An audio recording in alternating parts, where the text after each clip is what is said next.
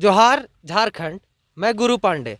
अभी मैं विनोबा भावे यूनिवर्सिटी के सामने में जिनके साथ बैठा हुआ हूँ, विनोबा भावे में उनका परिचय का कोई ज़रूरत नहीं है। वो एक छात्र नेता है, नाम चंदन सिंह उर्फ वैभव सिंह।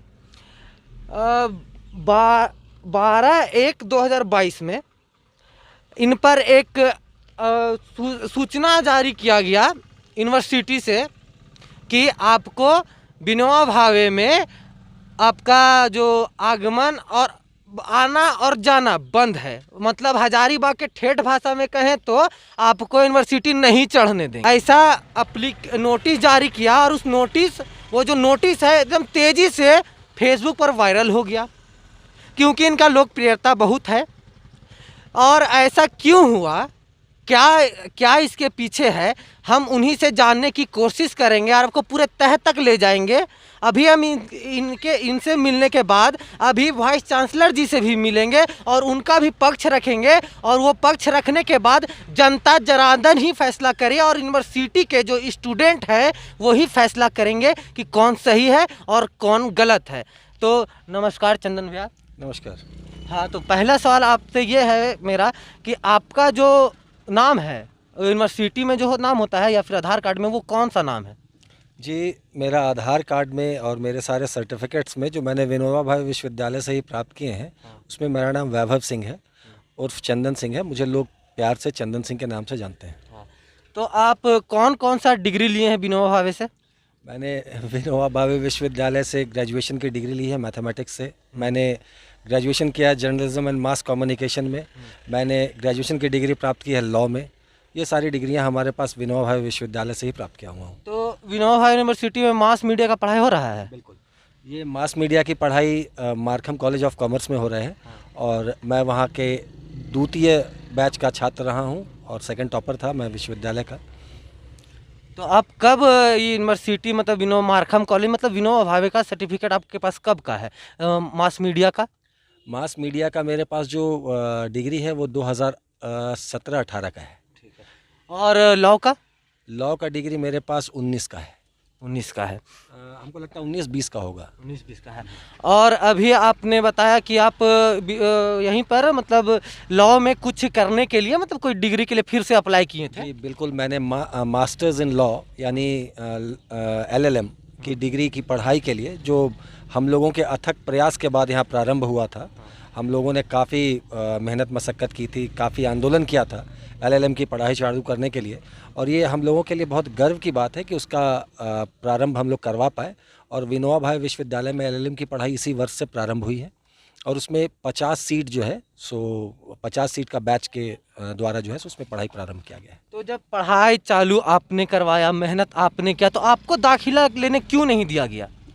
देखिए, ये पूरा जो मसला है वो इस प्रकार है कि मैंने अभी आपको बताया कि 50 सीटों के लिए नामांकन निकाला गया था। उसके लिए रिटन एग्ज़ामिनेशन हुआ।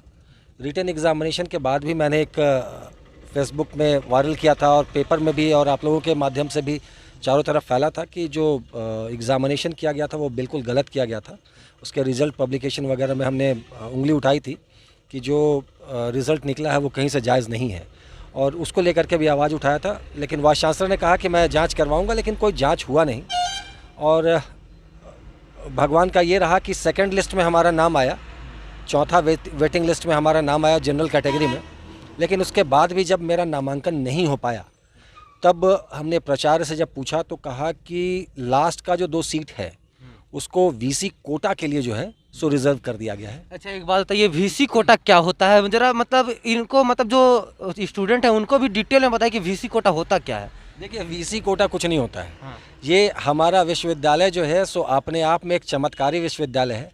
जबकि सुप्रीम कोर्ट का आदेश है कि किसी तरह का कोटा किसी भी संस्थान में, चाहे वो प्राइवेट हो, चाहे वो अर्ध सरकारी हो, सरकारी हो, किसी भी संस्थान में कोटा नाम का चीज़ नहीं होगा। उसके बाद भी आप, जैसे अभी आपने कहा ना कि हजारीबाग के भाषा में, तो इसको हम लोग हजारीबाग के भाषा में कहेंगे थेथरलॉजी के मार्फत जो है सो इन्होंने जो है सो इसको लागू किया हुआ है। और अपने मन पसंदीदा छात्र का नामांकन ये हर एक विभाग में करते हैं।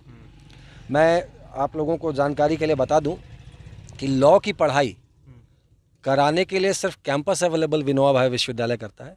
पढ़ाई के लिए लायबल जो होता है वो बार काउंसिल ऑफ इंडिया होता है। और मैं आपको बता दूं कि बार काउंसिल ऑफ इंडिया वो संस्थान है जो लॉ की पढ़ाई कराता है, और जितने भी वकील होते हैं, जितने भी जज होते हैं, सब उन्हीं के अधीनस्थ रह करके काम करते हैं। यानी जो हमारा जुडिशियल सिस्टम है वो बार काउंसिल ऑफ इंडिया के द्वारा कंडक्ट होता है। बिना उनके अनुमति के उनके विभाग में इस तरह का करना ये बहुत हिलेरियस क्राइम है, बहुत बड़ा क्राइम है। और हम आपसे वादा करते हैं कि इस संदर्भ में कार्रवाई तो होगी, आज हो, कल हो, देर हो, दुरुस्त हो, लेकिन होगी दुरुस्त, ये हम आपसे वादा करते हैं। देखिए, अब आपने एलएलबी की पढ़ाई की है, मतलब जुडिशरी की, मतलब समझ लीजिए मास मीडिया की पढ़ाई की है, मतलब मीडिया की। अब मतलब जो डेमोक्रेसी होता है उसका 2 स्तंभ का पढ़ाई कर चुके हैं, और जब आप पर इतना जाति विनोबा भावे कर रहा है तो आम स्टूडेंटों के साथ क्या करता होगा? देखिए, इसी का रोना है कि विनोबा भावे विश्वविद्यालय में अभी की जो स्थिति है वो बहुत ही भयावह हो गई है। स्थिति ये है कि विनोबा भावे विश्वविद्यालय में जो भी आवाज़ उठाएगा, चाहे वो शिक्षक संघ हो, चाहे वो आपका क्लर्कियल ग्रेड हो, चाहे वो छात्र संघ हो। छात्र संघ तो विनोबा भावे विश्वविद्यालय में सिर्फ एक हमारा झारखंड मुक्ति मोर्चा का ही छात्र संघ था जो एक्टिव है, जो छात्रों के हितों के लिए लड़ाई लड़ रहा था। बाकी सारे छात्र संघ डेड हो गए हैं। तो बहुत दुर्भाग्य की बात है कि जो भी महोदय के अगेंस्ट में आवाज़ उठाता है, इनके कारनामों को सामने रखने का काम करता है, उसके साथ कुलपति का रवैया ऐसा ही हो जाता है। उनको कुलपति बायकॉट करने का काम करते हैं। आपके इस चैनल के माध्यम से मैं बता दूं कि विनोबा भावे विश्वविद्यालय में छात्र संघ की चुनाव नहीं हुई, शिक्षक संघ का चुनाव नहीं हुआ, नहीं यहाँ पे जो क्लर्कियल ग्रेड है उसका चुनाव हुआ है। फिर भी यहाँ सीनेट, सिंडिकेट सब चल रहा है। मतलब सिर्फ वैसे लोग विश्वविद्यालय में टिके हुए हैं जो कुलपति के चाटुकारिता में लीन हैं और कुलपति का चापलूसी कर रहे हैं। बस वैसे ही लोग हमारे विश्वविद्यालय में टिके हुए हैं और प्रशासनिक पदाधिकारी बने हुए हैं। तो अभी जैसा आपने कहा कि छात्र संघ आप जो चला रहे हैं उसके ही आप लीडर हैं, तो उसी के द्वारा आप ये काम कर रहे होंगे।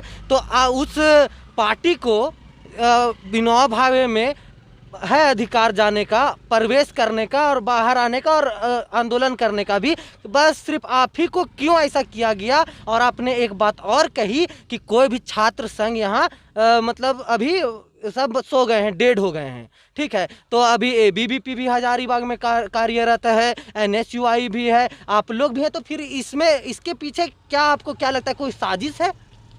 देखिए, सबसे बड़ी चीज़ क्या है कि अभी मान लीजिए कि झारखंड में कोई क्राइम होता है, कहीं पे हजारीबाग ज़िले में या कहीं पे भी कुछ क्राइम होता है, तो जिस तरह से हमारे माननीय मुख्यमंत्री के ऊपर में सारा एलिगेशंस लगेगा, चाहे कहीं भी हो, तो ठीक उसी प्रकार चूँकि अभी हम लोग सत्ता दल के छात्र संगठन से जुड़े हुए हैं, हम झारखंड मुक्ति मोर्चा के छात्र संघ से हैं, तो ये हमारी रिस्पॉन्सिबिलिटी है झारखंड मुक्ति मोर्चा का एक सिपाही होने के नाते कि विश्वविद्यालय में जितनी भी गलतियां हों, जिस तरह का भी एक्टिविटीज़ हो, चाहे फाइनेंशियल इरेगुलरिटी हो, छात्रों के हितों का हनन हो, तो हमारी जिम्मेदारी है कि मैं उन बातों को आप लोगों के ज़रिए जनता के सामने, सरकार के सामने रखूं। ये हमारा दायित्व है। और जब हम लोग विपक्ष में भी थे तो ये हमारा दायित्व बनता था विपक्ष के रहते कि हम लोग सारी बातों को जनता के समक्ष रखें, और हम लोग अपना दायित्व को निभा रहे हैं। पिछले 13 वर्षों से लगातार हम छात्र मोर्चा का प्रतिनिधित्व कर रहे हैं हजारीबाग में और विश्वविद्यालय में, और ये हमारा अधिकार भी है। चाहे विश्वविद्यालय हमें बैंड कर दे या कुछ भी कर दे, ये हमारे अधिकारों का हनन करना हो गया, जो अगर ये हमारा बैंड लगाता है विश्वविद्यालय में रुक का। तो इस पर ये बात तो स्पष्ट हो जाती है कि यहाँ सिर्फ आपको बैन किया गया है, तो कोई तो एक खास ठोस वजह रही होगी उनके पास, जिनके कारण आपको ऐसी नोटिस उन्होंने जारी कर दिया और आप तक पहुँचा भी दिया गया। देखिए, जितने सजगता के साथ में हमारा संगठन, चूँकि हम अपने संगठन को लीड करते हैं, विश्वविद्यालय के अध्यक्ष हैं हम, तो हम अपने संगठन को लीड करते हैं, तो इसी मार्फत जो है सो उन्होंने हमें ये नोटिस जारी किया है। हमारा पूरा छात्र संगठन, हमारा जेएमएम सारा जो है सो कुलपति का विरोध करते रहता है, लेकिन हमारा जो विश्वविद्यालय में चेहरा है झारखंड मुक्ति मोर्चा का, वो चूँकि चंदन सिंह है यानी हम हैं, इसलिए वो हमको टारगेट किए हैं और इस तरह का जो है सो कार्रवाई हमारे पे की है। तो नहीं, सुनने में आया था कि कुछ धमकी उमकी दिए हैं, यही लेटर में लिखा हुआ है कि किसी को जान से मारने का आपने धमकी दिया है, तो क्या ये बात सही है? सर, मैं आपके चैनल के मार्फत एक बात लोगों तक बता दूं कि जिस बोर्ड के जरिए या जिस कमेटी के जरिए इन्होंने मेरे ऊपर एक्शन लिया है वो एकदम असंवैधानिक है। मैं आपको बता दूं कि अगर कुलपति महोदय को, अगर उन्होंने कभी भी विश्वविद्यालय का जो किताब होता है, जिसको हम लोग यूनिवर्सिटी एक्ट कहते हैं, जिससे विश्वविद्यालय चलता है, अगर उसको पढ़ा होगा तो उनको ये जानकारी ज़रूर होती कि प्रोक्टोरियल बोर्ड की जो डिसीजन होता है वो छात्रों पर लागू होता है। और अभी मैं छात्र नहीं हूँ, इसलिए यह नियम मेरे ऊपर लागू होता ही नहीं है। प्रोक्टोरियल बोर्ड में सिर्फ छात्रों के हितों की बात होती है, छात्रों के ऊपर अनुशंसात्मक कार्रवाई की बात होती है। हम छात्र नहीं हैं, इसलिए ये कार्रवाई मेरे ऊपर वो नहीं कर सकते हैं। तो इस बात में तो हम ये भी कह सकते हैं कि अगर आपने ऐसा किया होगा, हम ये नहीं कह रहे हैं कि आप किए हैं, सो अगर आपने ऐसा किया होगा तो यूनिवर्सिटी के प्रशासन को ये अधिकार नहीं है कि आप नोटिस किसी को दे दीजिए और उसको आने से मना कर दीजिए, क्योंकि ये पब्लिक प्लेस है, स्टूडेंट की संपत्ति है। पहला बात, अगर हिंदुस्तान में आतंकवादी घुसता है तो उसका मतलब ये नहीं कि आप नोटिस दे दीजिएगा उसको कि यहाँ मत आओ, ठीक है? अगर ये गलत किए हैं तो इनको सज़ा दीजिए, कानूनी तौर पर आप सज़ा दीजिए, लेकिन किसी को नोटिस दे के चढ़ो मत, आप ऐसा नहीं कह सकते हैं। आइए अब हम इन्हीं से पूछते हैं कि आप इसके आगे क्या एक्शन लेने वाले हैं। देखिए, अभी आपने बिल्कुल सही कहा। जैसे आपने कहा कि ये हम लोगों का मौलिक अधिकार है, ठीक वैसे ही जैसे अभी आपको बताया गया कि हमने जो है सो दुर्व्यवहार किया है, गाली गलौज किया है, मारपीट किया है, जान से मारने की धमकी दी है, तो इससे संदर्भित एक आवेदन जो है सो इन्होंने कोर्रा थाने में दिया है। हमारे ऊपर एक एफआईआर दर्ज करने की का आवेदन जो है सो हमारे प्राचार्य डॉक्टर सान्याल सर के द्वारा दिया गया है। तो ये अगर सान्याल सर के द्वारा आवेदन दिया गया है तो कानून कार्रवाई करेगी, न कि विश्वविद्यालय। अगर आप थाना गए हैं या कोर्ट के शरण में गए हैं या कानूनी कार्रवाई की मांग की है तो आपको कोर्ट पे भरोसा नहीं है, तब आपने इस तरह का ये किया है। आप अपने स्टैंड को क्लियर नहीं कर पा रहा है विश्वविद्यालय कि क्या उनको कोर्ट पे भरोसा नहीं है या अपने आप पे भरोसा नहीं है, ये विश्वविद्यालय अभी तक जस्टिफाई नहीं कर पा रहा है। तो इस बात का तो उनके पास प्रूफ होगा ना कि आपने दिया है कि नहीं दिया है। सर, अगर उनके पास प्रूफ होता तो शायद अभी हम सलाखों के पीछे होते, जेल में होते। किसी तरह की कोई बात नहीं है। सान्याल सर जिन्होंने मेरे ऊपर एलिगेशंस लगाए हैं, जिनके साथ मारपीट की बात है या गाली गलौज या जान से मारने की धमकी देने की बात है, उनके ऊपर में कार्रवाई की मांग हमने लगातार जो है सो माननीय राज्यपाल महोदय से और पूर्व के राज्यपाल महोदया से हमने लगातार कार्रवाई की मांग करते रहे हैं, क्योंकि उनकी सारी डिग्रियां अवैध हैं। आज तक उनके डिग्री का वेरिफिकेशन नहीं हो गया। वो पिछले 10 साल से, देखिए, ये बहुत बड़ा बात कह रहे हैं कि विनोबा भावे में पढ़ाने वाले शिक्षक का डिग्री अवैध है। समझे, उनके पास कोई डिग्री जो है ना नकली है, यही बात समझिए। इस पर विनोबा भावे को एक्शन लेना चाहिए। आगे बोलिए। बिल्कुल सही कहा आपने।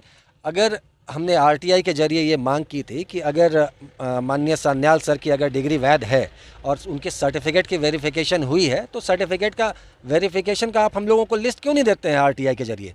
वो बार बार कह देते हैं कि सर्टिफिकेट वेरीफाइड हो गया है, आपको हम नहीं दिखा सकते हैं, जबकि तो आप इनको नहीं दिखाइएगा, स्टूडेंटे को नहीं दिखाइएगा, जनते को नहीं दिखाइएगा, कोर्ट में जजे को नहीं दिखाइएगा, तो फिर आपको न्याय कैसे मिलेगा? देखिए, इस संदर्भ में मैं एक बात आपको बता दूं कि चूंकि मैं एक लॉ का विद्यार्थी हूं और सान्याल सर का भी छात्र रहा हूं, तो उन्होंने ही हम लोगों को पढ़ाया है कि राइट टू इन्फॉर्मेशन के ज़रिए वो सारे दस्तावेज कोई भी जनता, हिंदुस्तान की कोई भी जनता मांग सकती है, जो कि विधानसभा में, विधान परिषद में, लोकसभा में प्रस्तुत किया जा सकता है, वो आरटीआई के जरिए मांगा जा सकता है। तो सान्याल सर चूँकि एक सरकारी पदाधिकारी हैं, सरकार से पैसा लेते हैं, हम लोगों का पैसा खाते हैं, तो उनको अपना सर्टिफिकेट तो दिखाना चाहिए। ये विश्वविद्यालय की बहुत बड़ी झोल झाल की नीति है, जिसको हम लोगों ने उजागर करने का काम किया है। इसलिए हमारे कुलपति महोदय डरे हुए हैं, हमारे प्राचार्य महोदय डरे हुए हैं और वो चाहते हैं कि इस तरह से वो छात्रों के आवाज़ को दबा पाएंगे, लेकिन ये सर कहीं से पॉसिबल नहीं है कि छात्रों की आवाज़ को वो दबा पाएँ। इन लोगों के साथ अभी जो अच्छा बीत रहा है वो इसलिए बीत रहा है क्योंकि कोरोना का काल चल रहा है, छात्र विश्वविद्यालय में नहीं है, बड़ा आंदोलन अभी तक इन कुलपति महोदय के आने के बाद हुआ नहीं है। और जैसे ही विश्वविद्यालय खुलेगा, कोरोना काल खत्म होगा, विश्वविद्यालय प्रशासन को ये समझ में आ जाएगा कि छात्रों का ताकत क्या होता है और छात्र हित के लिए लड़ने वाले लोगों की संख्या कितनी है। ये सब कुलपति महोदय को और हमारे प्राचार्य महोदय को समझ में आ जाएगा। देखिए, बात इन्होंने जो कहा इससे आप ये अंदाज़ा लगा सकते हैं कि विनोबा भावे यूनिवर्सिटी जो है यहाँ पर हर तरीके पर करप्शन चल रहा है। करप्शन चल रहा है वो कैसे कि अगर हम आपसे प्रूफ मांगेंगे तो आप हमको नहीं दिखाइएगा। ठीक वही बतवा है कि नेता लोग टेंडरवा निकालता है, रोडवा बनता है और फिर टूट जाता है, और जब जनता बोलता है कि टेंडरवा में कितना पैसा लगा था और कितना खर्चा हुआ हमको प्रूफ दीजिए, तब बोलता है काहे देबो तोरा। देखिए, अभी आपने एक टेंडर की बात कही तो मैं एक बात आपको और बता देना चाहूँगा। जो आपने देखा होगा हमारे फेसबुक पर जो वायरल हुआ था, माननीय रजिस्ट्रार महोदय के कक्ष से जो टेंडर डला रही थी, प्रक्रिया जो टेंडर की चल रही थी, उस टेंडर प्रक्रिया में 5 दस्तावेज जो है टेंडर के पेपर्स उनके चेंबर से बरामद हुए थे, जबकि टेंडर पेपर जमा होना था बॉक्स में।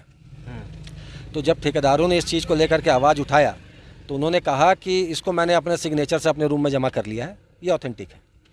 उसके बाद जब ठेकेदारों ने फिर से आवाज़ उठाया तो बोला कि मैं फाइनेंशियल बिड आपके सामने नहीं खोलूँगा। भैया, फाइनेंशियल बिड अगर आप खोलबे नहीं करेंगे, 5 को पहले से पेपर लेके रखेंगे तो आप ही के भाषा में कहते हैं कि जितना मन में आएगा उतना भर देंगे, कौन देखने वाला है। मतलब लूट का खुला छूट है हमारे विश्वविद्यालय में। विश्वविद्यालय के पदाधिकारियों का जेब भरिए, अपने भी कमाइए, हमें भी कमाने दीजिए, और इस कमाई के पे रोक लगाने का काम झारखंड छात्र मोर्चा और हमारा संगठन करता है। इसलिए हमारा संगठन और हम बदनाम है। यही चीज़ है। मैंने एसपी साहब से, मैंने माननीय मंत्री से परसों मुलाकात करके सारी बातों से उन्हें जानकारी उपलब्ध कराई है। जल्द ही जो है सो हमारे सरकार के तरफ से विश्वविद्यालय पे एक्शन होने वाला है और एक बड़ा चीज़ होगा जो आप लोग सबको नज़र आएगा। देखिए, बात तो बहुत सही कहें। आप किसी के साथ गलत कीजिएगा तो गलत झेलने के लिए भी तैयार रहिएगा।